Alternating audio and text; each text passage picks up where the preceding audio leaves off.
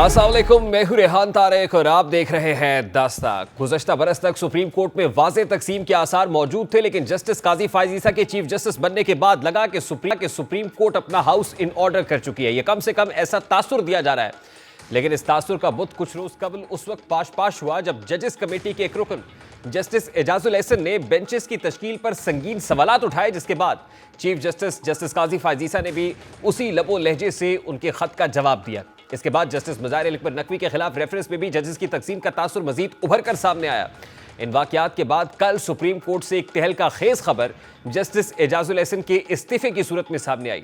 Justice Mazahir Ali Akbar Naqvi और इसके बाद जस्टिस एजाजुल एहसन की बज़ाहिर नामालूम वजूहात की बिना पर इस्तीफा देने की खबरों ने सुप्रीम कोर्ट का हाउस इन ऑर्डर होने के तासुर की खुलकर नफी की है। ऐसा महसूस हो रहा है कि गुज़श्ता चंद बरसों से सुप्रीम कोर्ट में पैदा होने वाले धड़ों का रिवाज खत्म होने की बजाय मजीद परवान चढ़ रहा है। जस्टिस एजाजुल एहसन का इस्तीफा इन मानों में एक अहम और हैरानकुन पेशरफ्त है कि वो इसी साल अक्टूबर में चीफ जस्टिस का ओहदा संभालने वाले थे। उस वक्त चीफ जस्टिस काजी फायज़ ईसा के बाद जस्टिस सरदार तारिक मसूद सीनियर प्यूरी जज हैं, लेकिन वो मार्च में रिटायर हो जाएंगे और उसके बाद justice Ejazul Ehsan chief justice के बाद सीनियर तरीन जज होते और 25 अक्टूबर को वो जस्टिस काजी फायज़ ईसा की रिटायरमेंट के बाद लगभग एक साल के लिए मुल्क का चीफ जस्टिस मुकर्रर हो सकते थे। ताहम अचानक इस्तीफे के बाद सीनियरिटी में उनके बाद आने वाले जस्टिस मंसूर अली शाह अक्टूबर में चीफ जस्टिस बनेंगे और 3 साल से ज्यादा मुद्दत तक इस ओहदे पर फाइज रहेंगे। जस्टिस एजाजुल एहसन की सीनियरिटी की वजह से ही उनके इस्तीफे के बारे में कई सवालात ने जन्म लिया। वो नवाज शरीफ के खिलाफ पैनामा केस में फैसला देने वाले बेंच का हिस्सा थे और बाद में एहतसाब अदालत में नवाज शरीफ के खिलाफ मुकदमात के मॉनिटरिंग जज भी मुकर्रर हुए थे। मुस्लिम लीग नून माजी में भी उनकी गैर जानिबदारी पर सवाल उठाती रही। उनके अचानक इस्तीफे पर सवालात उठाए जा रहे हैं और बयानिया बनाया जा रहा है कि उन्होंने खुद को बचाने के लिए इस्तीफा दिया। महज इस्तीफा देकर नाइंसाफी करने वाले जज बच नहीं सकते। मुस्लिम लीग नून की मरियम औरंगजेब ने जस्टिस एजाजुल एहसन के इस्तीफे पर क्या रद्देमल दिया, जरा उसकी एक झलक आपके सामने रखता है। आज कटहरे में लाया जाए, ये इस्तीफा देने से बात नहीं बनेगी, ये हिसाब और किताब होगा। अगर 3 दफा के मुंतखब वजीर आजम का एहतसाब हो सकता है और वो अपने आप को कानून के सामने पेश करता है, अपने पूरे खानदान को करता है, अपनी पूरी जमात को करता है, तो फिर चाहे वो सुप्रीम कोर्ट का जज हो, चाहे वो किसी भी इदारे से ताल्लुक रखने वाला शख्स, उसका एहतसाब लाजिम होता है। जस्टिस एजाजुल एहसन गुज़श्ता कुछ बरसों के दौरान तकरीबन तमाम सियासी और आईनी मामलात से मुताल्लिक केसेस का हिस्सा रहे। इसी वजह से उनका शुमार सुप्रीम कोर्ट के मुतनाज़ तरीन जजेस में भी होता है। जस्टिस एजाजुल एहसन साबिक चीफ जस्टिस साकिब निसार के करीबी साथी थे और जस्टिस साकिब निसार के दौर में उनके बेंच में ज्यादातर जस्टिस एजाजुल एहसन शामिल रहते। जस्टिस साकिब निसार की रिटायरमेंट के बाद जस्टिस एजाजुल एहसन जस्टिस आसिफ सईद खोसा के साथ भी अक्सर कोर्ट रूम नंबर 1 में मुकदमात की समाअत करते, लेकिन चीफ जस्टिस उमर अता बंदयाल के दौर में चीफ जस्टिस समेत जस्टिस एजाजुल एहसन और जस्टिस मुनीब अख्तर पर मुश्तमिल 3 रुकनी बेंच बनाया जाता और बेंच बनने के बाद ही ये तासुर उभरता कि इस बेंच की कॉम्पोजिशन को देखकर ही बताया जा सकता है कि ये फैसला किसके हक में आएगा। पाकिस्तान मुस्लिम लीग नवाज बार बार इस 3 रुकनी बेंच पर तासुब के इल्जामात लगाती रही और मुख्तलिफ मुकदमात में सुप्रीम कोर्ट को दरखास्त भी करती रही कि इस बेंच को तब्दील किया जाए। सुप्रीम कोर्ट के इसी 3 रुकनी बेंच ने चीफ जस्टिस उमर अता बंदयाल की सरबराही में इलेक्शन इल्तवा केस में ऐसा फैसला सुनाया जो बाज़ माहिरीन कानून के मुताबिक उनके लिए हैरान कुन बना। इलेक्शन इल्तवा के मामले पर पहले 9 रुकनी बेंच बनाया गया, जो पहले 7 रुकनी हुआ और फिर सुकड़ते सुकड़ते 3 रुकनी तक पहुंच गया, जिसमें chief justice Umar Ata Bandial, justice Ejazul Ehsan और जस्टिस मुनीब अख्तर शामिल थे। Chief justice Umar Ata Bandial, justice Ejazul Ehsan और जस्टिस मुनीब अख्तर पर मुश्तमिल बेंच ने इलेक्शन कमीशन के फैसले को कलअदम करार देते हुए पंजाब में 14 मई को इंतखाबात कराने का हुक्म दिया और साथ ही इंतखाबात का सारा शेड्यूल भी बना कर दिया। इस केस में पाकिस्तान तहरीक इंसाफ के अलावा तमाम जमातें इस बात पर जोर देती रही कि समाअत के लिए फुल कोर्ट या लार्जर बेंच बनाया जाए, लेकिन इस्तदा मुस्तरद हुई और फैसला इसी 3 रुकनी बेंच ने सुनाया। आइन के आर्टिकल 63 की तशरीह के मामले में जब सुप्रीम कोर्ट के सामने एक सदारती रेफरेंस आया तो सुप्रीम कोर्ट के 5 में से 3 अरकान ने 17 मई 2022 को एक ऐसा फैसला दिया जिसे बेंच में शामिल दूसरे जजेस साहिबान और वकला ने आइन को असर-ए-नौ लिखे जाने के मुतरादिफ करार दिया। इस 3 रुकनी बेंच के पास केस था कि पंजाब असम्बली में तहरीक अदम एतमाद के मौके पर पार्टी लाइन की खिलाफ वर्जी की गई है, पार्टी पॉलिसी से हटकर वोट डाले गए हैं, क्या उनके वोट शुमार किए जाएंगे या नहीं और क्या वो बदस्तूर मेंबरान असम्बली रहेंगे। तो इस पर सुप्रीम कोर्ट के इस 3 रुकनी बेंच ने वो फैसला दिया था जिससे मज़कूरा मेंबरान असम्बली न सिर्फ नाअहल हुए बल्कि उनके वोट भी शुमार नहीं किए गए थे। ये कुछ मुतनाज़े फैसले थे जिसमें जस्टिस एजाजुल एहसन शामिल थे, लेकिन इसके साथ साथ हालिया अदालती तारीख के अंदर भी कुछ ऐसे फैसले आए जिससे एक गुमान गालिब है कि एक तकसीम का तासुर भी वाज़े होता है। जैसे सिविलियंस के मिलिट्री कोर्ट में ट्रायल का मामला है तो उस पर जस्टिस एजाजुल एहसन की सरबराही में बेंच ने सिविलियंस के मिलिट्री कोर्ट में ट्रायल को कलअदम करार दिया, लेकिन बाद में सुप्रीम कोर्ट ऑफ पाकिस्तान के अपने ही एक बेंच ने, जो जस्टिस काजी फायजीसा की सरबराही में केस की समाअत कर रहा था, उसने इस जो मिलिट्री कोर्ट है उनकी लेजिटिमेसी के ऊपर मोहर तस्दीक सब्त कर दी। यकीनन इसकी वजह से भी मुक्तदरा को ज़ाहिर बुरा महसूस तो हुआ होगा। जस्टिस एजाजुल एहसन के उस फैसले ने भी गजन पहुंचाई होगी कि एक तरफ 9 मई के मुल्जिमान है और दूसरी तरफ सिविलियंस के मिलिट्री कोर्ट में ट्रायल का मामला है जिसको लेजिटिमेसी नहीं दी जा रही है। अब आज ही सुप्रीम कोर्ट ऑफ पाकिस्तान के अंदर एक और इंपॉर्टेंट केस की समाअत भी हुई है। अब यकीनन जो सुप्रीम कोर्ट के अंदर बैक टू बैक 2 जजेस साहिबान के इस्तीफे से तासुर उभरा है वो कोई अच्छा नहीं, और खासतौर पे जस्टिस एजाजुल एहसन के इस्तीफे के अंदर ये लिखा जाना, उनका जो रेजिग्नेशन नोट है उसमें ये कहा जाना कि मजीद इस्तीफे भी आ सकते हैं, उससे कयासराइयाँ भी हो रही हैं, रूमर्स भी हैं, चैमगोइयाँ भी हैं, खासतौर पर शहर इक़्तिदार के अंदर कि होने क्या जा रहा है। और इन्हीं चैमगोइयों के अंदर, इन्हीं कयासराइयों के अंदर, इसी कोहराम के अंदर एक और अहम समाअत जो आज सुप्रीम कोर्ट ऑफ पाकिस्तान के अंदर हो रही है वो इलेक्शन कमीशन ऑफ पाकिस्तान की पिटीशन पर है, जो उन्होंने पेशावर हाई कोर्ट के फैसले के अगेंस्ट की है, जिसमें पेशावर हाई कोर्ट ने पाकिस्तान तहरीक इंसाफ को बल्ले का इंतखाबी निशान वापस लौटाया, तो इलेक्शन कमीशन ऑफ पाकिस्तान ने इसको सुप्रीम कोर्ट में चैलेंज कर दिया।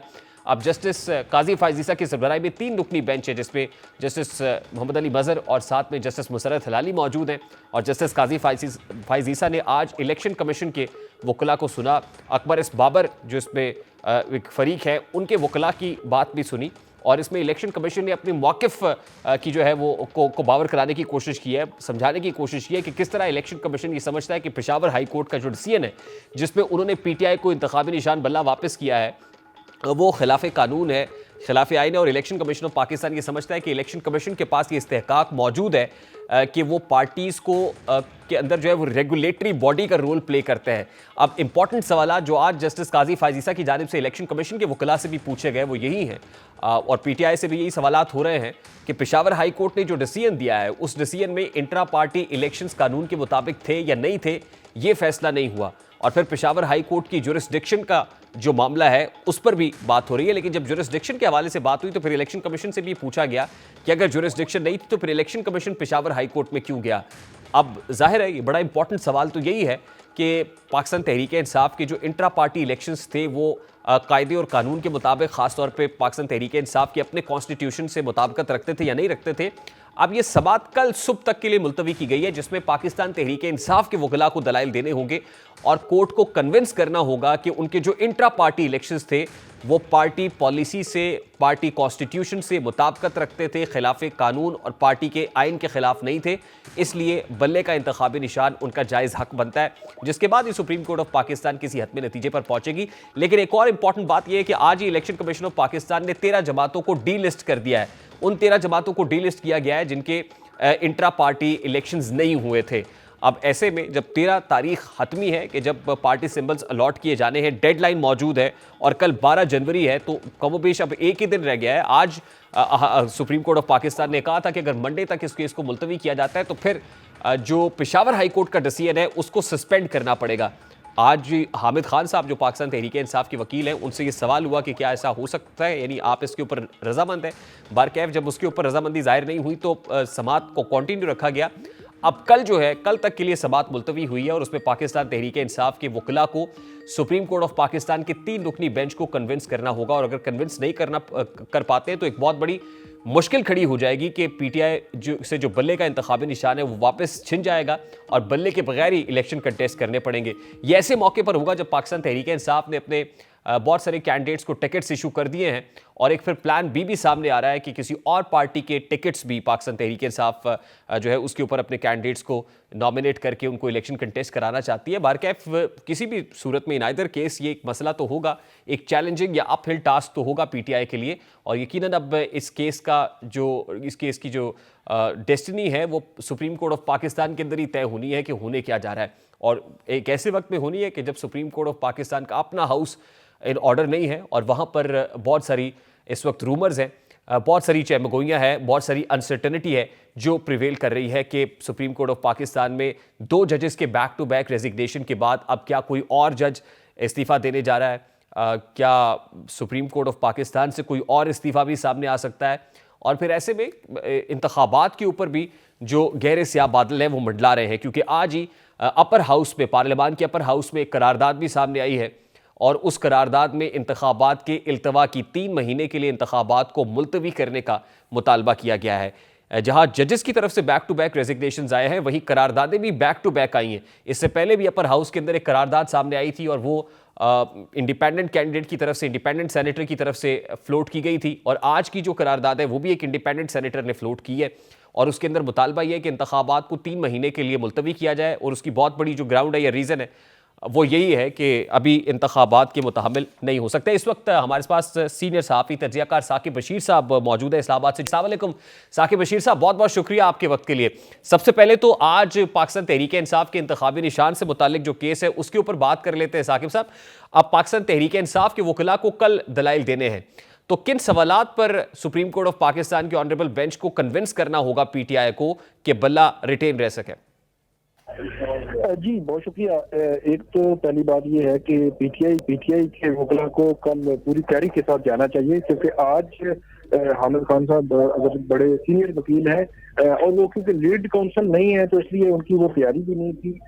इतने क्रूशल टाइम में पीटीआई को पता भी था कि आज जो है वो जो अपील है वो फिक्स हो चुकी है, तो जो लीड काउंसिल हैं बैरिस्टर अली जफर वो मौजूद ही नहीं थे। तो बहुत सारे ऐसे सवालात थे जिनके जवाबात हामिद खान साहब के पास भी नहीं थे और इवन बैरिस्टर गोहर जो है वो भी उतना प्रिपेयर नहीं थे। तो एक बात तो ये है कि इनको प्रिपेयर होकर जाना चाहिए कल। और दूसरा बड़े अहम सवालात है जो मखदूम अली खान एक बड़ा नाम है इस मुल्क के जो वकला में से, तो उन्होंने बड़ा टफ टाइम दिया भी है और दे भी सकते हैं। तो इसलिए एक सवाल तो इनका ये है कि आपने जो अपना आइन था उसके मुताबिक आपने जो इंटर पार्टी इंतखाबात करवाए हैं। फिर दूसरा इसमें यह था कि जो वहाँ पे डिक्लेरेशन के हवाले से इन्होंने जो प्रोसेस करना था अपने पार्टी आइन के मुताबिक वो प्रोसेस फुलफिल किया है या नहीं किया।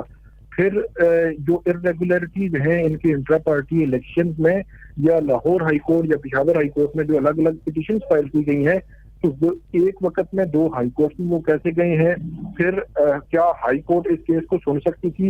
ये वो टेक्निकल नोयत के सवालात हैं जिनके जवाबात यकीनी तौर पर इनको देने होंगे। और सबसे बड़ी चीज ये है कि अकबर एस बाबर ये वो नाम है जो है वो पिछले तकरीबन हम देख रहे हैं कि 8 साल से पीटीआई के अंदर जो है घूम रहा है। और आज उनको चीफ जस्टिस ने भी थोड़ा सा टफ टाइम दिया कि आप खुद हैं आपके पीछे कोई और, या उन्होंने कहा कि आप जो अगर फाउंडिंग मेंबर हैं पीटीआई के तो आप क्यों जो है वो इसको करना चाह रहे हैं कि जो आपकी पार्टी है जिसको आप क्लेम कर रहे हैं कि उनको निशान ही ना मिले। तो ये एक सवाल उनको देना पड़ेगा कि जो अकबर एस बाबर है उनकी जो मेंबरशिप की वाकई ही पूरा आईनी जो उनका प्रोसेस है उनके कॉन्स्टिट्यूशन के मुताबिक खत्म हो चुकी है। इसके अलावा भी उनके कुछ मेंबरान हैं जिनके हवाले से उनको अदालत को मुतमईन करना पड़ेगा। और उसके बाद जो है वो कल तो साकिब बशीर साहब कल ही इस केस का फैसला आने की तवक्को है? कल इस केस का फैसला आने की तवक्को है, बल्कि चीफ जस्टिस काजी फाइज ईसा ने तो जो पीटीआई के वकला थे हामिद खान साहब को ये कहा था कि आज ही आप अगर इस पे बात करना चाहें, इसको मुकम्मल करना चाहें, हम बैठे हुए हैं। जब भी आप कहते हैं, कल अगर कहते हैं तो हम 9 बजे भी बैठ जाएंगे और कल छुट्टी है इसके बावजूद अदालत लगाएंगे, क्योंकि इस मामले में अर्जेंसी इन्वॉल्व है। इस मामले में क्योंकि 13 तारीख को कल 13 जनवरी है, सिंबल जो है वो जमा होने हैं इलेक्शन कमीशन में, तो इसलिए कल हम इसको आप सुनेंगे फिर उसके बाद फैसला कर देंगे। तो सुबह 10 बजे ये केस की समाअत शुरू होनी है। इलेक्शन कमीशन से सारा रिकॉर्ड मंगवा लिया गया है और ये कहा गया है पेशावर हाई कोर्ट से पूछें कि वो डिटेल जजमेंट कब तक देगी, क्योंकि रीजनिंग नहीं आई अभी पेशावर हाई कोर्ट की, तो वो भी एक हर्डल किसी न किसी तरह जो है मौजूद है। तो इसलिए ये अदालत ने कहा है कि पेशावर हाई कोर्ट से पूछ लें और रिकॉर्ड सारा मंगवा लिया गया है। फिर एक और सवाल बड़ा इंपॉर्टेंट सामने आया था जो जस्टिस मोहम्मद अली मजहर ने उठाया था कि जो दीगर पार्टीज हैं उनमें भी क्या इलेक्शन जो है इंट्रा पार्टी इलेक्शन के हवाले से जो इलेक्शन कमीशन है इतना इंटेक्ट देखता है, या उनके जो इलेक्शन हैं क्या वो भी अनअपोज्ड होते हैं। ये वो सवालात है जिस पर इलेक्शन कमीशन ने कहा कि हम रिकॉर्ड देकर बता सकते हैं। तो ये बड़े लेकिन इस समाअत का दायरा कार तो पीटीआई की हद तक ही महदूद रहेगा ना। ये तो नहीं कि बाकी पार्टीज का भी जो पेंडोरा बॉक्स है वो खुल जाए और उनके इंट्रा पार्टी इलेक्शंस भी देखे जाए।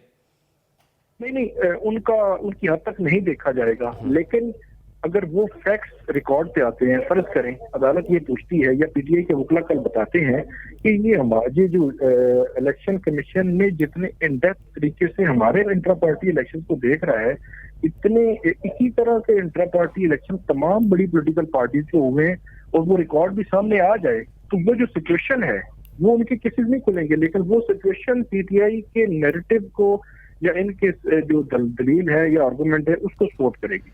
अच्छा साकिब बशीर साहब, ये इंतहाई अहम नौयत के केसेस है जो इस वक्त सुप्रीम कोर्ट में सुने जा रहे हैं और अर्जेंसी भी अपनी जगह पर है, लेकिन ये सब कुछ एक ऐसे वक्त में हो रहा है कि जब सुप्रीम कोर्ट ऑफ पाकिस्तान के अपने अंदर ही हाउस इन ऑर्डर ना होने का तासुर भी है। 2 जजेस के बैक टू बैक इस्तीफे आ जाना और फिर इस रेजिग्नेशन नोट के अंदर जस्टिस एजाजुल एहसन का ये कहना कि more resignations are yet to कम।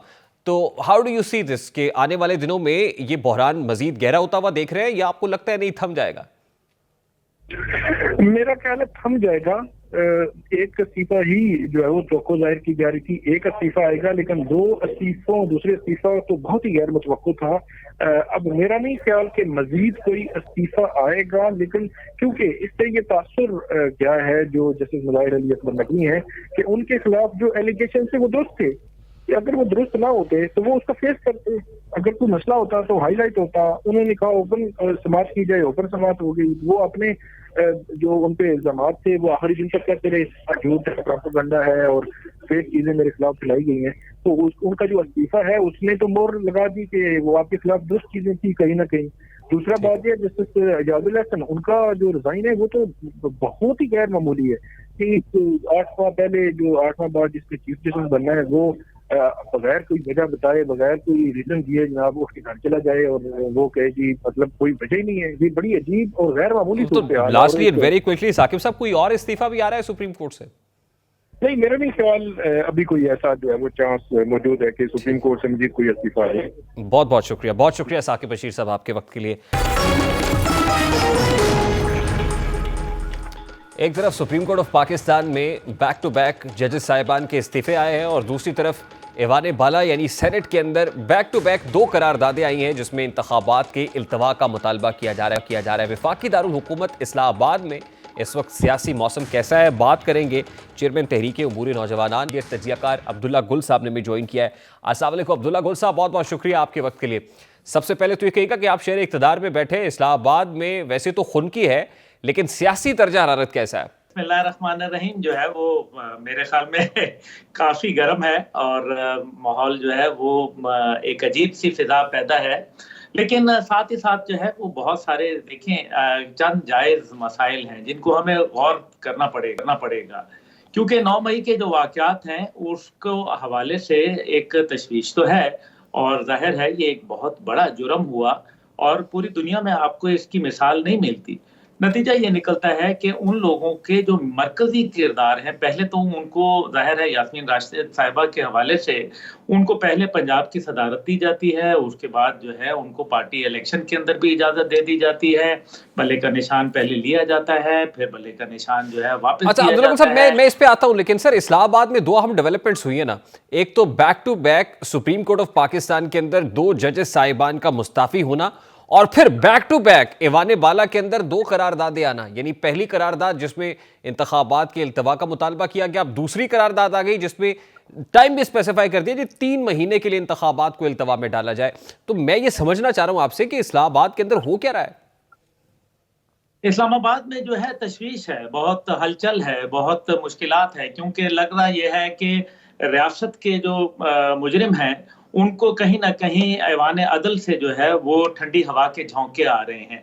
इसलिए जो रियासत है उसको अपनी बका और सलामती के लिए जो है वो जो किरदार है वो अदा करना है और कुछ मेरे ख्याल में सेनेटर हजरात जो हैं वो भी ये सोच रहे हैं और ऐवान बाला के अंदर ये एक मेरे ख्याल में बड़ी मजबूत सोच मौजूद है कि भाई ये इलेक्शन जो है अगर इस टाइम पे ऐसे हालात में, जबकि मौलाना फजलुर रहमान को तशवीश का इजहार उन्होंने बड़ा बरमला और दो टोक और वाज़ेह अंदाज में कर दिया, तो यकीन है कि मेरे ख्याल में हालात जो हैं वो तो पुरखतर वादी के अंदर। लेकिन आप क्या कह रहे हैं कि अगर सुप्रीम कोर्ट ऑफ पाकिस्तान से 2 जजेस के इस्तीफे आए या सेनेट के अंदर एक करारदाद आ गई तो इसमें रियासत का किरदार है?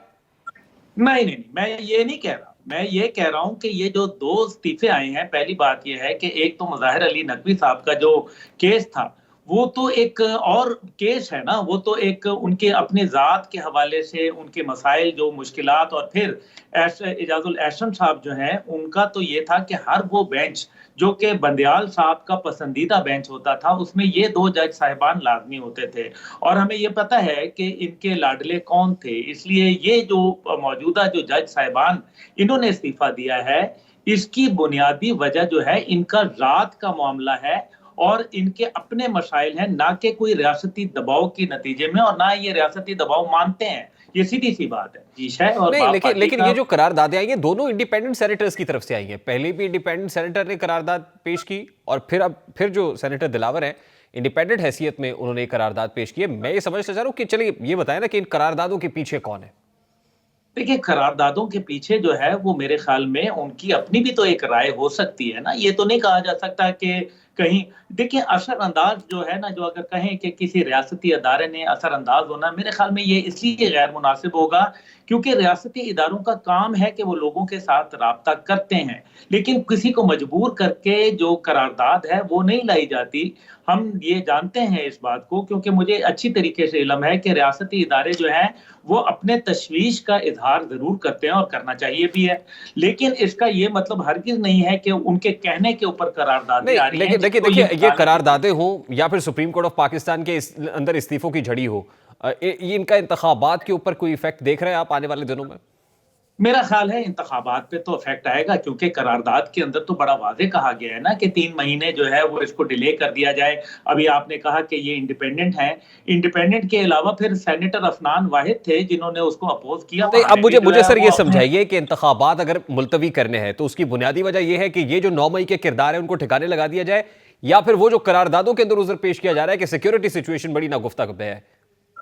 ये दोनों बातें हैं। क्या सिक्योरिटी सिचुएशन नहीं है ऐसी खतरनाक सूरत हाल? क्या इसका इजहार एक बहुत बड़ी पार्टी के सरबराह मौलाना फजलुर रहमान, जिनका एक केपी में और बलूचिस्तान में असर है, और नहीं, लेकिन ये ग्राउंड्स भी तो है ना अब्दुल्ला गुल साहब के 2018 और 2013 से ज्यादा खतरनाक सिचुएशन तो नहीं है ना? नहीं है, लेकिन क्या 60% वजीर आजम निगरान कह रहे हैं कि 60% दहशतगर्दी में इजाफा हुआ है। आए दिन लोग जो है वो शहादतें ले रहे हैं। अभी आपके सामने वाकयात हुए हैं, लाची के अंदर जो हुआ, इसी तरीके से जो पहले डीआई खान के अंदर वाकया हुआ, 23 लोग जो है वो 5 लोग जो है उनको एक दिन में शहीद किया जा रहा है। क्या जो है वो हम नहीं जानते कि केपी के अंदर मौलाना फजलुर रहमान ने मुतालबा करी कि इलेक्शंस होने चाहिए, वाज़ेह कामयाबी हासिल की। नून लीग कह रही है इलेक्शंस होने चाहिए, एमकेएम कह रही है इलेक्शंस होने चाहिए, तो फिर क्या दो सूबों के अंदर इंतखाबात को डिले किया जाएगा? 2 सूबों के अंदर इंतखाबात डिले हो सकते हैं, बिल्कुल। इसका इजहार जो है वो कई दफा जो है वो किया जा चुका, मुख्तलिफ पार्टियों की जानिब से किया जा चुका। मौलाना ने तो अपने इंटरव्यू में जो अभी एक निजी टेलीविजन को दिया, उसके अंदर बड़ा वाज़ेह कहा कि ठीक है पंजाब और सिंध कराएं ना। ये बात तो हुई है ना, तो 2 सूबों में इलेक्शन डिले हो सकता है, लेकिन साथ ही साथ ये है। अच्छा, वैसे ये भी बड़ी मुज़ाहिका खेज बात है, पंजाब और केपी के अंदर जब इलेक्शंस की बारी थी तो वो इसलिए नहीं हो सकते थे कि पूरे मुल्क में इंतखाबात इकट्ठे होने चाहिए। अब 2 सूबों में इंतखाबात अलहदा होंगे, बाकी अलहदा होंगे, तो क्या ये प्रैक्टिकली पॉसिबल है?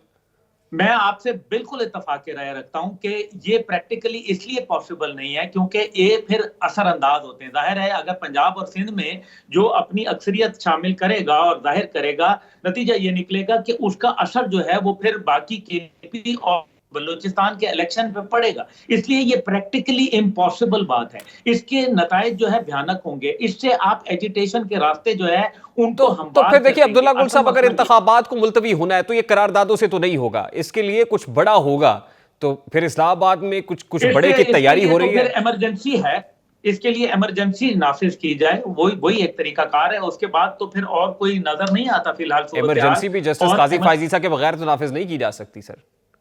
जस्टिस काजी फायज ईसा को भी समझना पड़ेगा कुछ जो रियासत की मजबूरियां हैं, जो पाकिस्तान के हवाले से मसाइल हैं, मुश्किलात हैं। कौन समझाएगा सर? रियासत प्रेशर डालेगी जस्टिस काजी फायज ईसा पे?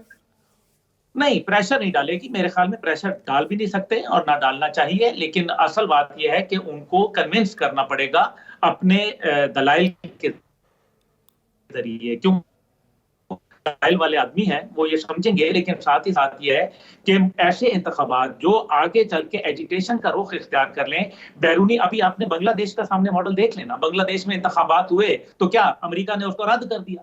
वो इलेक्शन जो है वो नल एंड वॉइड हो गए एक किस्म के दुनिया की नजरों में। मसाइल तो पैदा हो गए ना। मकसद ये है कि एक बट ऐसा हसीना इलेक्शन वाजिद जिसमें remains premier Pakistan of the की कंट्री सर। पूरी, जी सॉरी, हसीना वाजिद तो प्रीमियर बन गई, 5वीं दफा वजीर आजम बांग्लादेश मुंतखब हो गई, उससे उसके उनके इंतखाबात के अंदर या प्रोसेस के ऊपर तो कोई, वो तो इसी तरह से चलता रहा डिस्पाइट ऑफ द फैक्ट कि हो तो ऑपोजिशन गया, को कॉर्नर किया जाता रहा।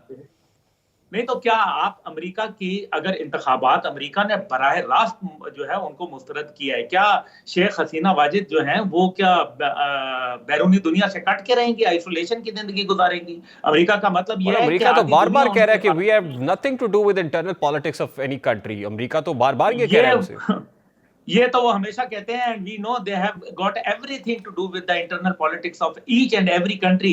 If they do not have anything regarding कोई किसी के इंटरनल अफेयर्स में नहीं है, तो फिर ये जो अभी जो अमेरिकी सफीर मुलाकातें कर रहे हैं, जो बरतानवी सफीर मुलाकातें कर रही हैं, वो किस खुशी में कर रही हैं, वो क्या हासिल करना चाह रहे हैं, ये भी तो वो बताएं क्या ना। चाहते हैं सर, आप बताइए, वो क्या चाहते हैं, क्यों मुलाकातें कर रहे हैं? वो डायरेक्ट इंटरवेंशन करना चाहते हैं। वो हमेशा से पॉलिटिक्स के अंदर मेडलिंग करते रहे, पाकिस्तान की पॉलिटिक्स के अंदर कब है जो उन्होंने तो मेडलिंग क्या वो नहीं पाकिस्तान में किया? आप दिस मुझे पॉइंट इन बताएं। टाइम इंतखाबात नहीं चाहते, ये मुतालबा करें कि इंतखाबात ना हो? मेरा ख्याल है कि इंतखाबात ना की बात नहीं है, इंतखाबात फेयर एंड फ्री की बात हो रही है। बात यह है कि वो इंतखाबात जिसके नतीजे के अंदर एजिटेशन शुरू हो जाए, मुल्क के अंदर अमन आने के बजाय जो है इंतशार शुरू हो जाए, क्या ऐसे इंतखाबात आपके लिए सूटेबल होंगे? If we have to convince international establishment, तो क्या अमेरिका को कन्विंस करेंगे? इंतखाबात अभी हम नहीं करा सकते क्योंकि अभी फ्री एंड फेयर नहीं हो सकते। अमेरिका मेरे ख्याल में ऑलरेडी कन्विंस्ड है। आपको किसने कहा कि अमेरिका को कन्विंस करने की अमेरिका जरूरत ये पड़ेगी? कह रहा है कि इंतखाबात नहीं होने चाहिए अभी, ये कह रहा है। मेरा ख्याल है अमेरिका को सिर्फ एक किसी किस्म का एक यहाँ ऐसा सेटअप चाहिए है जो कि बज़ाहिर पॉलिटिकल हो, और लोगों के मामलात अगर सेटल हो रहे हैं और इंसाफ मिल रहा है लोगों को, मेरे ख्याल में अमेरिका इसी बात पे खुश हो जाएगा, क्योंकि अमेरिका हाँ, इस टाइम पे डेमोक्रेसी जाए पाकिस्तान भाड़ को में। बात करने के मूड में नहीं है। इसका कोई सरोकार नहीं, इससे कोई सरोकार नहीं। डेमोक्रेसी होती है नहीं होती, लोग चुनते हैं, कौन सी इलेक्टेड दोनों? लोग आते हैं, अमेरिका गवर्नमेंट आती नहीं किसको? आती। आप इसका जहां मतलब ये उनको सर लास्टली इसका मतलब ये कि 70 करोड़ डॉलर की जो इमदाद आईएमएफ ने दे दी है, कोई ना कोई गारंटी या कोई श्योरिटी है अमेरिका बहादुर को, और उस पर ये 70 करोड़ डॉलर मिले, ये कह रहे हैं आप? मैं आपको ये बता रहा हूं कि अमेरिका को जहां बादशाहत सूट करती है वहां वो बादशाहत के साथ खड़ा होता है, जहां उसको आमरियत सूट करती है वहां वो आमरियत के साथ खड़ा होता है, जहां उसको डेमोक्रेसी सूट करती है उसको कुछ नहीं, उसको सिर्फ अपनी मकसद है। बहुत बहुत शुक्रिया। कर्जों पर गुजर बसर करते पाकिस्तान के लिए अच्छी खबर यह कि आईएमएफ ने पाकिस्तान के लिए 70 करोड़ डॉलर्स की किस्त जारी करने की मंजूरी दे दी है, लेकिन साथ में आलमी मालियाती इदारे रवा माली साल के दौरान पाकिस्तान के करंट अकाउंट डेफिसिट में इजाफे, जबकि बजट डेफिसिट बेरोजगारी और महंगाई कम होने की तवक्को जाहिर कर रहा है। विभाग की वजारत खजाना की जानिब से जारी एलामिया में तस्दीक की गई है कि आईएमएफ एग्जीक्यूटिव बोर्ड ने पाकिस्तान के लिए 70 करोड़ डॉलर जारी करने की मंजूरी दी है। वजारत खजाना के मुताबिक पाकिस्तान को स्टैंड बाय मुआहदे के तहत 1 अरब 90 करोड़ डॉलर जारी हो चुके हैं, जबकि आईएमएफ रिपोर्ट में निशानदेही की गई है कि गुज़श्ता साल के मुकाबले में माशी शरह नमू में इजाफा मुमकिन है। रिपोर्ट में मजीद बताया गया है कि महसूलात और ग्रांट्स में इजाफा हो सकता है, अखराजात बढ़ने का इम्कान भी है। और आईएमएफ ने रिपोर्ट में बताया कि रवा माली साल पाकिस्तान में महंगाई की औसतन शरह 18.5% रहने का इम्कान है। गुज़श्ता माली साल के दौरान पाकिस्तान में औसतन महंगाई 29.4% रही। इसी तरह रवा माली साल पाकिस्तान में बेरोजगारी की शरह 8% रहने की तवक्को जाहिर की गई है। ये शरह गुज़श्ता माली साल के दौरान 8.5% रही थी। आईएमएफ के मुताबिक रवा माली साल महसूलात और ग्रांट्स बढ़कर जीडीपी के 12.5% तक रह सकती है, और गुज़श्ता माली साल महसूलात और ग्रांट्स जीडीपी का 11.5% रही थी। आईएमएफ ने इम्कान जाहिर किया कि रवा माली साल बजट खसारा कम होगा, जीडीपी के 7.6% ही रह सकता है, और गुज़श्ता माली साल ये 7% रहा था। और आईएमएफ ने बताया कि रवा माली साल करंट अकाउंट डेफिसिट जीडीपी के 1.6% तक रह सकता है। कुछ खुशगवार तब्दीलियां भी हैं जो रवा माली साल एक्सपेक्टेड है। We are really looking forward to it. उम्मीद यह है कि मुल्क में जो सियासी गैर यकीनियत है उसके बादल भी छटेंगे और माशी इस्तेहकाम की तरफ भी हम रवा माली साल बढ़ सकेंगे। फ़लस्तीन की हालिया जंग ने मुस्लिम दुनिया को बुरी तरह बेनकाब कर दिया और मसलिहत ने तमाम ममालिक को खामोशी और बेहिसी की जानिब धकेल दिया है। हज़ारों फ़लस्तीनी औरतों और बच्चों की शहादत पर इस्लामी दुनिया की ज़ुबून हाली का ये आलम है कि अभी तक इस्लामी ममालिक में किसी इत्तेहाद या हिमायत का वाज़ेह खाका सामने नहीं आया जो इसराइल को नंगी जारियत से रोक सके। दुनिया में तकरीबन 57 ममालिक और उनमें 3 अरब के करीब मुसलमान आबाद हैं, लेकिन उनमें इत्तेहाद का फुकदान है। उम्मा के इत्तेहाद में उनके अपने मफादात बड़ी रुकावट है, उनकी अपनी अपनी मजबूरियाँ आड़े आती हैं और उनके ताकतवर दोस्त खफा हो जाते हैं जिनके साथ उनके तवील मुद्दती मफादात वाबस्ता हैं।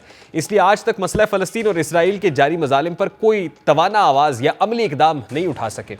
हमसे अच्छा तो एक गैर मुस्लिम मुल्क साउथ अफ्रीका है, जिसने कम से कम अमली तौर पर फ़लस्तीनियों का मुकदमा लड़ने का बीड़ा उठाया है। 29 दिसंबर को जनूबी अफ्रीका ने एक मुकदमा आलमी अदालत इंसाफ में दायर किया।